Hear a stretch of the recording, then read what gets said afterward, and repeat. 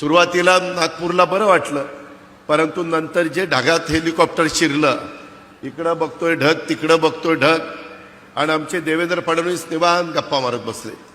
म्हणलं बघा जरा बाहेर काही दिसत नाही, कुठं झाड दिसेना, कुठं काही दिसेना, जमीन दिसेना, आपण ढगात चाललोय, कुठं चाललोय, काय चाललोय.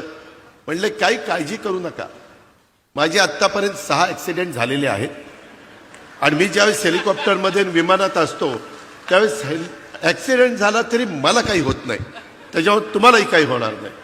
अरे बाबा म्हणलं आता हे काय सांगतोय, एक तर पोटात गोळा आलाय, आज आषाढी एकादशी, सारखं पांडुरंगा पांडुरंगा पांडुरंगा नाव घेत होतं मनात, आणि ह्या महाराजांचं आम्हाला उपदेश चाललेले होते, काही काळजी करू नका. आणि खरोखरीच येईपर्यंत इतके निवांत होते.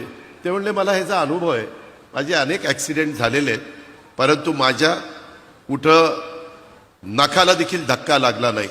अशा पद्धतीनं बापदादाच्या पुण्याईमुळं इथपर्यंत महाराज पोचलेले आहेत.